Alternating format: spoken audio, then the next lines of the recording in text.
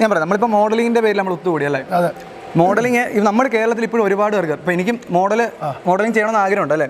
എന്നിട്ടും പക്ഷേ ഈ മോഡലിംഗ് ഒരു ഏണിംഗ് ആയിട്ട് എനിക്ക് തോന്നുന്നില്ല. മോഡലിംഗ് ഒരു ഏണിംഗ് ആയിട്ട് ഇവിടെ ആരെങ്കിലും അങ്ങനെ ക്ലിച്ച് പിടിച്ചിട്ടുണ്ടോ, രക്ഷപ്പെട്ടുണ്ടോ എനിക്കറിയില്ല. അപ്പോൾ ഇതിനകത്ത് ബ്രോയുടെ സ്റ്റാർട്ടിങ് എങ്ങനെയാണ് ബ്രോ? എൻ്റെ സ്റ്റാർട്ടിങ് എന്ന് പറഞ്ഞു കഴിഞ്ഞാൽ അതൊക്കെ പറഞ്ഞാൽ ഇപ്പോൾ ആളുകൾ പറയും ഞാൻ ദാരിദ്ര്യം പറയാം. അതൊന്നുമില്ല, നമ്മുടെ അനുഭവം നമ്മൾ ഷെയർ ചെയ്യുന്ന പല നല്ലതല്ലേ. ഞാൻ എൻ്റെ ഉമ്മ പണിക്ക് പോകുമ്പോൾ എനിക്കൊരു പൾസർ 190 ബൈക്കുള്ളത്. അപ്പോൾ എറണാകുളത്താണല്ലോ കൂടുതൽ. എൻ്റെ വീട് പെരുമ്പാവൂരാണ്, അറിയുന്നവർക്ക് അറിയാം. പെരുമ്പാവൂരാണ് എൻ്റെ വീട്. ഇവിടുന്ന് 30 കിലോമീറ്റർ ഉണ്ട്, 35 കിലോമീറ്റർ ഉണ്ട്. എൻ്റെ ഉമ്മയുടെ 100 രൂപ വെച്ചിട്ടാണ് ഞാൻ വരുന്നത് പെട്രോൾ അടിക്കണമെങ്കിൽ കാറിൽ, ബൈക്കിൽ. പെട്രോൾ അടിച്ചിട്ടൊക്കെ വരും. വന്ന് ഇങ്ങനെ ബാംഗ്ലൂരുള്ള സമയത്തേ ഞാൻ പി ജിയിലേക്ക് താമസിക്കുന്നത്.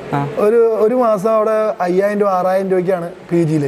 ഫുഡ് എല്ലാം കൂടി 6000 7000 രൂപ. അവിടുത്തെ ഫുഡില്ലെങ്കിൽ മാത്രം 5000 രൂപ 5500 രൂപയ്ക്കാവും. അപ്പോൾ ഞാൻ 50 ഡ്രസ്സൊക്കെ ഒരു ദിവസം മാറും, 50-60 ഡ്രസ്സൊക്കെ. അത്ര ഡ്രസ്സോ അതിനുള്ള കാശ് ഈ ആകെ ചിലപ്പോൾ 5000 രൂപ 3000 4000 5000 6000 രൂപ കിട്ടും. അത്രയും ഡ്രസ്സ് പറയാം. ഒരു 50-60-70 ഡ്രസ്സൊക്കെ മാറും. ചിലപ്പോൾ 100 ഡ്രസ്സ് മാറിയാലും ഇത്ര പൈസ കിട്ടുള്ളൂ. 3000-4000 രൂപ. അല്ല, ഇത്രയും ഡ്രസ്സ് വാങ്ങിക്കുള്ള പൈസ കിട്ടി അല്ല ബ്രോ. ഞാൻ മാറുന്നല്ല ബ്രോ. ഞാൻ ഈ മിന്ത്ര, ഫ്ലിപ്കാർട്ട് അങ്ങനെയുള്ള ബ്രാൻഡ്, അതിൽ മിന്ത്രയിൽ ഫ്ലിപ്കാർട്ടിലേക്ക് ഇങ്ങനെ നിൽക്കൂലേ, മനസ്സിലായി, ഇങ്ങനെ നിൽക്കാറുണ്ട് മിണ്ടാതൊക്കെ. ആ സാധനമൊക്കെ എൻ്റെ കുറേ ഫോട്ടോ ഒക്കെ വന്നിട്ടുണ്ട്. പക്ഷെ ആർക്കറിയാൻ പാടില്ലാന്നുള്ളൂ.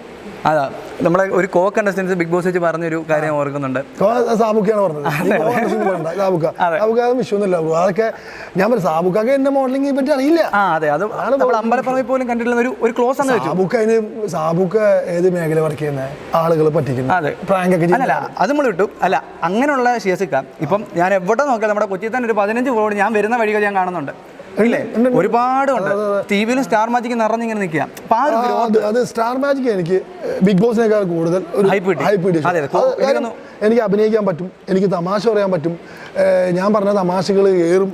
എൻ്റെ കൂട്ടുകാരന്മാരുടെ കളിയൊക്കെ ഈ എന്ത് തമാശ വലിപ്പ തമാശ എന്താ ഇത് വലിപ്പടങ്ങി എന്ന് പറഞ്ഞ കൂട്ടുകാരന്മാർ അയ്യോ മുണ്ടക്കശേഖരം വേറെ ലെവൽ, മറ്റേ ബാഹുബലി വേറെ ലെവൽ, അത് ഇത് ഇങ്ങനെയൊക്കെ പറയാനെടുത്ത് പവനായി എന്നൊക്കെ പറയാൻ എൻ്റെ കൂട്ടുകാർ എൻ്റെ സർക്കിളിൽ, എൻ്റെ ഫ്രണ്ട് സർക്കിളിൽ എന്നെ അംഗീകരിക്കാൻ തുടങ്ങി കലാകാരൻ എന്ന രീതിയിൽ. അതെനിക്ക് സ്റ്റാർ മാജിക്കിൽ നിന്ന് കിട്ടിയൊരു ബെനിഫിറ്റ് അല്ലേ. എൻ്റെ കൂട്ടുകാരന്മാരുടെ ഇടയിൽ അവരുടെ ഇടയിൽ എന്നെ എടുത്ത് അലക്കും. ഈ ബിഗ് ബോസിന് ശേഷമൊക്കെ എന്നെ എടുത്ത് നീ പൊട്ടറാണോ, അയാൾ പറഞ്ഞത് നീ മിണ്ടാതെ ഇങ്ങനെ വെല്ലും വെച്ചിരുന്നില്ല, നീ പൊട്ടറാണോ എന്നൊക്കെ ചോദിക്കും എൻ്റെ കൂട്ടുകാരൻ കേട്ടോ. അല്ല, അത് അന്ന് കണ്ടപ്പോൾ എനിക്ക് സങ്കടം എന്ന് വെച്ചാൽ ഇക്കതിനകത്ത് ഒന്നും മിണ്ടുന്നില്ല. എനിക്ക് മിണ്ടാൻ പറ്റും. എൻ്റെ വായ ബ്രോ എൻ്റെ നോക്കായി പോയി മിണ്ടാൻ പറ്റില്ല. കാര്യം ഞാൻ കുറെ ചെയ്തിട്ട് ഞാനിപ്പോൾ എവിടെ നിന്ന് പറയും, ഇന്ത്യനെ റെപ്രസെന്റ് കാര്യം പറയൂ, ഞാൻ അവിടെ എൻ്റെ അവിടെ ഫ്ലെക്സ് ഉണ്ട്, ഇവിടെ ഫ്ലെക്സ് ഉണ്ട്, ഇക്കാടെ വീടിന് അവിടെ എന്നൊക്കെ പറയാൻ പറ്റുമല്ലോ. അതിനും സമയമില്ല. പുള്ളി ഞാൻ മിണ്ടാതിരുന്നു. ഞാൻ പുള്ളിലേക്ക് നോക്കിയിട്ട് ഇങ്ങനെ പുള്ളിലെ തിര പുള്ളി ഇങ്ങനെ തിര വരുന്നുണ്ട്, അത് നോക്കി ഇങ്ങനെ എണ്ണിയിരുന്നു. ഇനി എന്ത് ചെയ്യും ചങ്ങായി, ഇവിടെ എൻ്റെ സ്വഭാവം വെച്ച് ഇടിക്കുന്ന സ്വഭാവമാണ്. പക്ഷെ അവിടെ ഇടിക്കാൻ പാടില്ല, തെറി പറയാൻ പാടില്ല. ബിഗ് ബോസ് എന്നൊക്കെ പറഞ്ഞാൽ ആളുകൾക്ക് ഈസി ആയിട്ട് തോന്നും. പക്ഷെ അവിടെ ഇടിച്ചു കഴിഞ്ഞാൽ അവിടെ നിന്ന് കിട്ടിയ ഏറ്റവും നല്ല ഫ്രണ്ട്സ് ആരെന്ന് പറഞ്ഞാൽ ഈ എനിക്ക് പേളി ശ്രീനിഷൻ്റെ അവിടെ നിന്ന് എനിക്ക് എല്ലാവരും ബന്ധം കിട്ടി ബ്രോ. കാര്യം പിന്നെ സാബുക്കൊക്കെ ആയിട്ട് എപ്പോഴും വിളിക്കും, എന്നെ ഇടയ്ക്കിടയ്ക്ക് വിളിക്കും, എന്തെങ്കിലുമൊക്കെ ചോദിക്കുമ്പോഴേ നമ്മുടെ കുടുംബത്തിലൊക്കെ ഉണ്ടാവും. അങ്ങനത്തെ ആളാണ് പുള്ളി. പിന്നെ എന്തെങ്കിലും പുള്ളിക്ക് നിങ്ങളുടെ ഒരു കോംബോ ഉണ്ടല്ലോ, അതൊക്കെ ഒരു ഭയങ്കര വൈറലായിരുന്നു. ബിഗ് ബോസ് സീസൺ 1 ശേഷം വേറൊരു ബിഗ് ബോസ് ഞാൻ കണ്ടിട്ടില്ല. ബാക്കി എല്ലാവരും ഈ പഠിച്ചിട്ട് വന്ന പോലെയാണ്. അതൊരു എനിക്കങ്ങനെ എന്താ പറയുക, ഈ കണ്ടിട്ട് വന്നിട്ട് അഭിനയിക്കുന്ന പോലെ സീരിയലൊക്കെ ചെയ്യില്ലേ, അതുപോലെയൊക്കെ ഒരു സുഖമായിട്ട് തോന്നുന്നില്ല. ഇപ്പം ഞാൻ കുറ്റം പറഞ്ഞില്ലല്ലോ, എനിക്ക് തോന്നിയ കാര്യമാണ്. മറ്റുള്ളവർ ഇനി എന്ത് പറയാൻ എനിക്ക് വിഷയമല്ല, ഐ ഡോണ്ട് കെയർ. ഇപ്പം നമ്മൾ ഇത്ര ഇന്റർവ്യൂ ചെയ്തതിനിടയ്ക്ക് ഒരുപാട് തവണ ഉമ്മയെ പറ്റി പറയുന്നുണ്ടായിരുന്നു. ഭാര്യയില്ല. എപ്പോഴാ കല്യാണം? അതേ ചോദിക്കുന്ന എനിക്കറിയാം. ഞാൻ ചോദിക്കണ്ടെന്ന് അല്ലെ, ഞാൻ കുഞ്ഞാണ്, പ്രായമില്ല, താടി മാത്രമേ ഉള്ളൂ, പ്രായമില്ല, മുടി മാത്രമേ ഉള്ളൂ, വളർച്ച ഇപ്പം മുടി വളർന്ന കല്യാണം കഴിക്കണം നാട്ടില് പ്രമാണം. അങ്ങനെയാണെങ്കിൽ അന്ന് കല്യാണം കഴിക്കണം. എന്നാലും ചുമ്മാ എന്ന് പറയാം, ഓടി കാണുന്ന ഓഡിയൻസ് എനിക്ക് കല്യാണം കഴിക്കണം ഭയങ്കര ആഗ്രഹമുണ്ട്. പെണ്ണ് കിട്ടുന്നില്ല എന്നുള്ളൊരു അതൊരു കള്ളം. അത് മാത്രമേ എനിക്ക് ഇഷ്ടപ്പെടുന്ന പെണ്ണ് കിട്ടണ്ട. ചുമ്മാ ഒരു പെണ്ണായിട്ട് കെട്ടാൻ പറ്റുമോ? എനിക്ക് ഇഷ്ടപ്പെടണ്ട പെണ്ണിനെ കണ്ടുവച്ചിട്ടില്ല. പെണ്ണ് എനിക്ക് ഇഷ്ടപ്പെടണം. കണ്ടുവയ്ക്കാനായിട്ട് എവിടെ പെമ്പിള്ളേർ കണ്ടുവയ്ക്കാനൊന്നുമില്ല ബ്രോ. ഇവിടെ കണ്ടുവയ്ക്കാൻ ഇതൊന്നുമല്ല, കണ്ടുവയ്ക്കാൻ വല്ല സാധനം വാങ്ങാൻ പോകണം കടയിൽ പോയിട്ട്. ബ്രോ ഇതൊന്നും ലൈഫിൽ ഞാൻ കണ്ടുവച്ച പെമ്പിള്ളേരൊന്നും കെട്ടാൻ പറ്റില്ല ബ്രോ. അവരൊക്കെ എന്നെ വേണ്ടാന്ന് പറഞ്ഞു പോയി. റിഗ്രറ്റ് ചെയ്യുന്നുണ്ടായിരിക്കും. അവർക്ക് റിഗ്രറ്റ് ഉണ്ടാവും, എനിക്കില്ല. സന്തോഷം. ഉമ്മയെ പറ്റി എന്തെങ്കിലും ഒരു ഇത്രയും വാചാലാവുന്ന ഒരാൾ ഉമ്മയെ പറ്റി എന്തെങ്കിലും 2 വാക്ക്? ഉമ്മയെ പറ്റി ബ്രോ, ഉമ്മ എന്നുള്ളൊരു വേർഡ് പറഞ്ഞാൽ തീരാത്തൊരു വേർഡാണ് അമ്മ. അത് നമ്മൾ ജനിച്ചു വീഴുമ്പോൾ ഫസ്റ്റ് നമ്മൾ പഠിക്കുന്ന ഒരു വേർഡല്ലേ. അതെ. അതൊരിക്കലും അതൊരു ഇന്റർവ്യൂവിൽ പറയാൻ പറ്റിയ സാധനമൊന്നുമല്ല.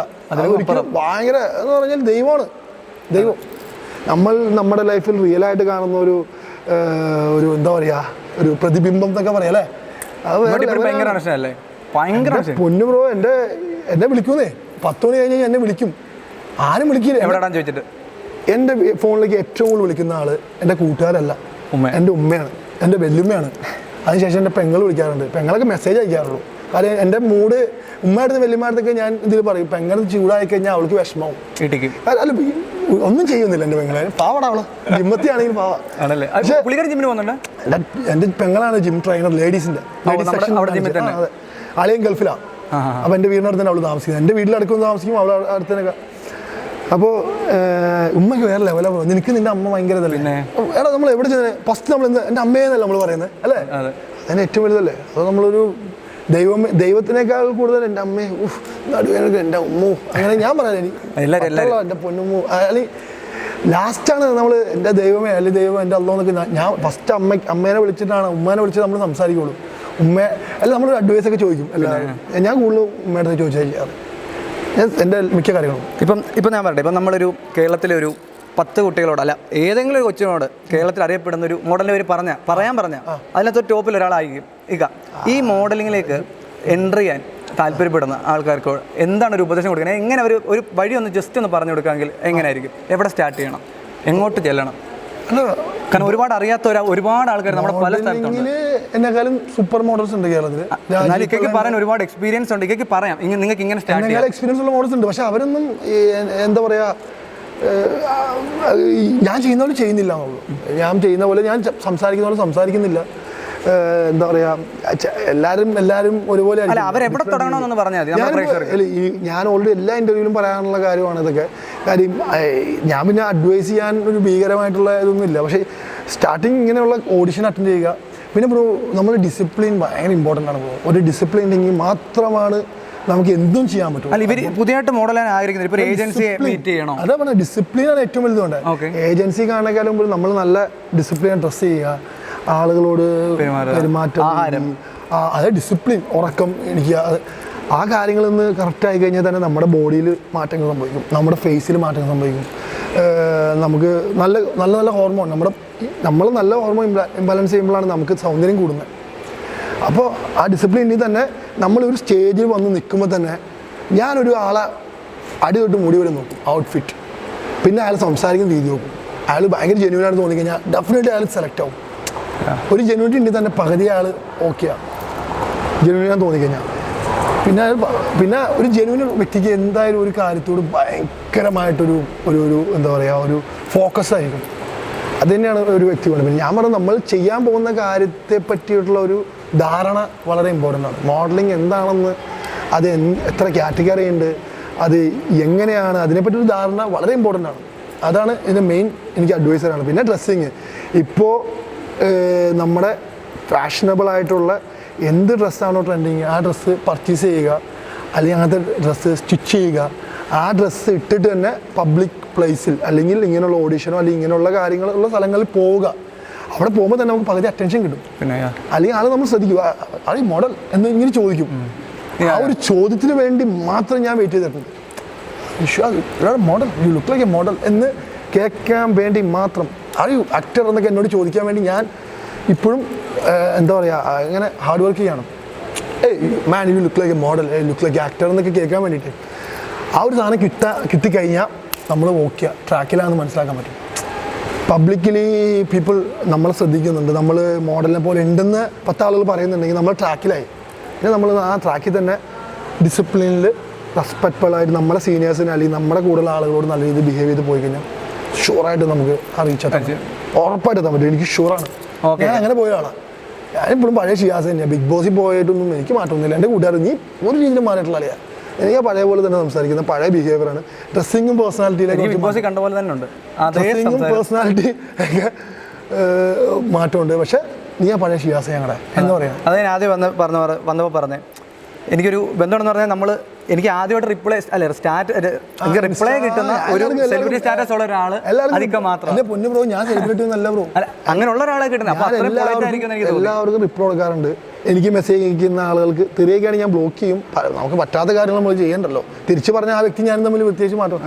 പക്ഷേ ഞാൻ എല്ലാവർക്കും റിപ്ലൈ ചെയ്യും, വ്യക്തമായിട്ട് കാര്യങ്ങൾ ചോദിക്കും. ആ വ്യക്തിയുടെ നല്ല കമ്പനിയാവും. അത് പെൺകുട്ടിയാണെങ്കിൽ ആൺകുട്ടിയാണെങ്കിലും ഞാൻ നല്ലൊരു ബന്ധം കീപ്പ് ചെയ്യുന്ന ഒരാളാണ്.